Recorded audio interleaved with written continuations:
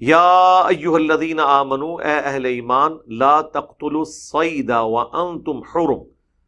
مت شکار کرو کوئی چیز جب تم حالت احرام میں ہو۔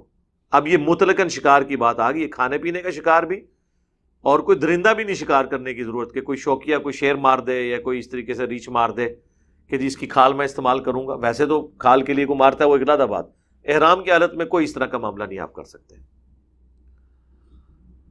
باقی اس میں وہ مکھی مچھر یا اس طرح کی چیزیں، وہ کسی نے غلطی سے کوئی مچھر بیٹھا تھا یوں مار لیا، اس کے اوپر کوئی مسئلہ نہیں ہے۔ وہ صحیح بخاری میں آتا ہے نا، ایک عراقی آ کے عبداللہ بن عمر سے مسئلہ پوچھتا ہے کہ اگر کوئی حالت احرام میں مچھر یا مکھی مار دے، تو عبداللہ بن عمر نے کہا پہلے تو انہوں اندر بلاؤ نا میرے کو، یہ کون ہے؟ تو آپ پوچھے کہاں سے؟ ان کا عراق سے، ان کا ہے اہل عراق۔ تم نے تو اللہ کے نبی کے نواسے کو قتل کر دیا، جن کے بارے میں نے خود رسول اللہ سے سنا تھا کہ حسن و حسین دنیا میں میرے دو پھول ہیں۔ ادھر تم لوگوں نے یہ حرکت کی ہے، اور ادھر تمہاری شریعت کی پابندیاں اتنی سخت ہیں کہ تم یہ پوچھ رہے ہو کہ حالت احرام میں اگر کوئی مچھر یا مکھی مار دے تو اس کا کوئی کفارہ تو نہیں ہے۔ وہ انہی آیتوں کی وجہ سے کہتے تھے نا کہ قرآن نے منع کیا کہ آپ نے کوئی شکار نہیں کرنا، تو وہ انہوں نے کہا اگر مچھر شکار ہو گیا یا مکھی شکار ہوگی تو اب ہم کفارہ کیا دیں؟ اس آیت کے ساتھ وہ بخاری کی حدیث جوڑیں تو پھر آپ کو سمجھ آئے گی۔ تو کوئی اس کے اوپر تو کوئی کفارہ نہیں، وہ تو ایک نارمل چیز ہے۔ اس سے مراد وہ جانور ہیں جس طرح درندے ہیں یا چرندے ہیں جو چرنے والے جانور ہیں، وہ نہیں آپ کر سکتے۔ وَمَنْ قَتَلَهُ مِنْكُمْ مُتَعَمِّدًا، اور جو کوئی جان بوجھ کے قتل کر دے گا کوئی جانور، فَجَزَاءٌ مِثْلُ مَا قَتَلَ مِنَ النَّعَمِ، پھر اس کی جزا یعنی اس کا بدلہ، اس کا فدیہ یہ دینا پڑے گا اسے جو کچھ اس نے قتل کیا اس کے ایکویلنٹ اس کو جانور دینا پڑے گا۔ ہرن ماری ہے تو ظاہر اب ہرن تو اس کو شکار کرنا تو بڑا مسئلہ ہے، پھر اس کو ہرن کے ایکویلنٹ کوئی بکری یا بکرا کعبہ کی حدود کے اندر قربان کرنا ہوگا، یا خود نہیں جا سکتا تو یہاں پہ کعبے کی طرف بھجوا دے، جسے دم کہا جاتا ہے۔ حج میں بھی کوئی بڑی غلطی ہو جائے تو آپ دم دیں گے نا، جس طرح کہ بخاری مسلم میں آتا ہے کہ ایک صحابی کہتے ہیں میں نبی علیہ السلام کے ساتھ سفر میں تھا حج یا عمرے میں، تو میرے سر میں اتنی جوئیں پڑ گئی کہ وہ سر سے ٹپکتی تھی، تو اب جب تک میں وہ سارے ارکان ادا نہیں کرتا تو میں حلق تو نہیں کروا سکتا تھا، لیکن وہ جوئیں اتنی تنگ کر رہی تھی، حضور کے پاس پیش ہوئے، یا رسول اللہ میں کیا کروں؟ تو آپ نے فرمایا تم سر کے بال منڈوا دو۔ یہی آخری حل ہے نا کہ وہ بال ہی منڈوا دیے جائیں تاکہ جوؤں سے جان چھوٹ جائے، اور اس کے ایکویلنٹ پھر تم جو ہے نا وہ ایک بکری صدقہ کرو، کیونکہ ظاہر ہے وہ حج میں بال تو نہیں آپ منڈوا سکتے، تو یہ مجبوراً کرنا پڑا، تو اس کے ایکویلنٹ آپ کو پھر فدیہ دینا ہوگا، اسے دم بھی کہتے ہیں۔ انہوں نے کہا یا رسول اللہ میں تو غریب آدمی ہوں، میں کہاں سے بکری دوں گا؟ تو آپ صلی اللہ علیہ وآلہ وسلم نے پھر فرمایا کہ یا پھر تم 6 مساکین کو کھانا کھلا دو، آدھا سا ان کو کوئی اناج دے دو، آدھا سا آج کا آلموسٹ 1.25 کلو بنتا ہے، کیونکہ پورا سا جو ہے وہ 2.5 کلو ہے، جو ہم رمضان میں بھی دیتے ہیں صدقہ فطر، اس کا آدھا۔ تو یا پھر تم 3 روزے رکھ لو اگر تم یہ نہیں کر سکتے، 6 مساکین کو یا 3 روزے۔ تو اب ظاہر ہے کہ قرآن میں اس کی ڈیٹیلز نہیں آئی ہیں، سورۃ البقرہ میں ذکر آیا ہے کہ اگر کوئی کسی کو تکلیف ہے تو وہ فدیہ دے گا، لیکن وہ تفصیل پھر بخاری مسلم میں آئی کہ کیا کرے گا۔ یہاں پہ بھی آپ دیکھیں گے یہ نہیں آئے گا، اور یہ اسلام کی خوبصورتی ہے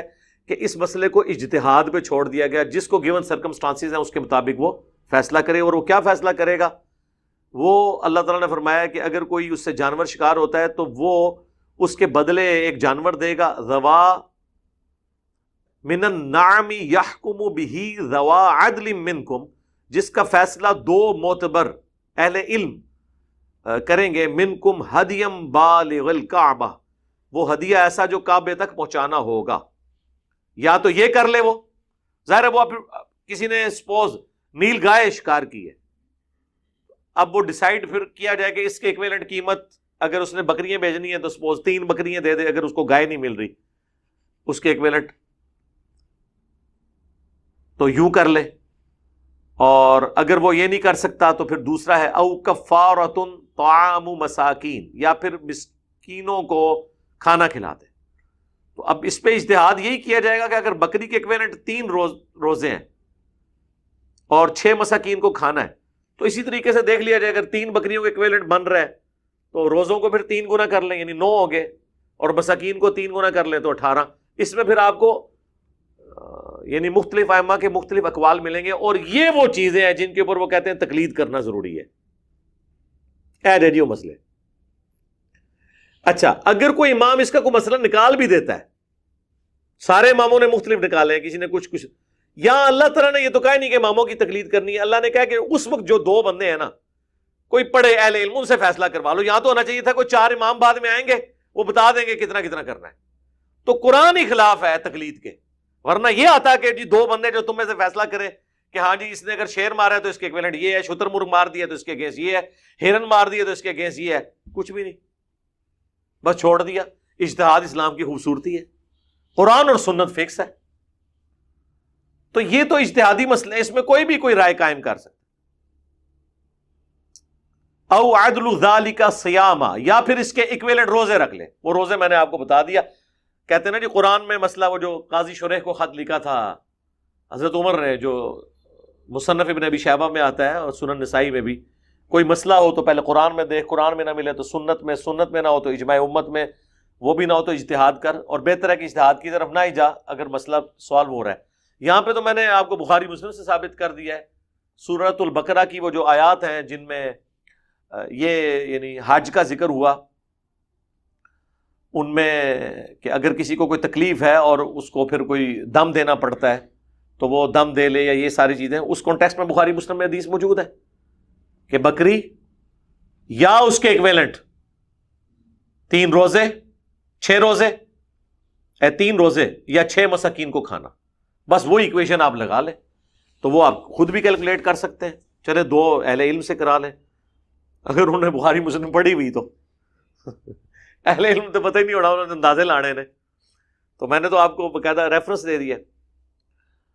لیذوق وبال امری، تاکہ وہ مزہ چکھ لے اپنے اس کام کا۔ یعنی دنیا میں اللہ نے ایک مدنی پینلٹی رکھ دی ہے کہ تاکہ وہ اس کا ایکویلنٹ کفارہ بن جائے۔ جس طرح ہے نا کہ اگر کسی سے کوئی مسلمان قتل ہو گیا، جان بوجھ کے نہیں، ایکسیڈنٹلی تیر چلایا تھا جانور کو، آگے بندہ آ گیا، روڈ ایکسیڈنٹ میں مر گیا، تو وہاں پہ بھی ہے کہ توبہ تو کرنی ہے، دیت بھی دینی ہے، 100 اونٹ ابو داؤد میں آیا مرنے والوں کو، پلس ایک غلام بھی آزاد کرنا ہے، اور اگر غلام نہیں آزاد کر سکتا 60 مساکین کو کھانا کھلانا ہے یا 60 مسلسل روزے رکھنے ہیں۔ یہ وہ چیزیں جو آپ نے اللہ سے توبہ کرنے کے لیے آپ کو پینلٹی پڑے گی ان کاموں کی، وہ ہر جگہ ہے، یہاں پہ بھی آپ کو پینلٹی ہے کہ اگر آپ نے حرکت کی ہے تاکہ تم مزہ چکھو اس کا، جو کچھ یہ تم نے حرکت کی ہے تو اس کا تمہیں کفارہ تو ادا کرنا پڑے گا۔ عفا اللہ عما سلف، ہاں جو پہلے ہو چکا وہ اللہ نے تمہیں معاف کیا۔ ومن عاد، اور جو کوئی دوبارہ کرے گا، فینتقم اللہ منہ، تو پھر اللہ تعالیٰ ایسے بندے سے انتقام لے گا جو جان بوجھ کے اس چکر میں پڑ جائے، چلو جی خیر ہے تھوڑا شوق پورا کر لیں، جا کے میں فدیہ دے دیں گا، تو یہ شوقیہ میں نہیں کام کر سکتا کوئی، یعنی کسی نے بال جان بوجھ کے مڑوا دیے کہ ٹھیک ہے جی احرام کی حالت میں ایک بکری دے دوں گا، تو یہ حرکتیں نہیں کرنی آپ نے۔ یہ جان بوجھ کے نماز میں کوئی غلطی کرتا ہے جی اینڈ پہ سجدہ صاحب نکال لوں گا، یہ کام غلط ہے، یہ تو بھول چوک ہو گئی، تو پھر اس کے اوپر ہے۔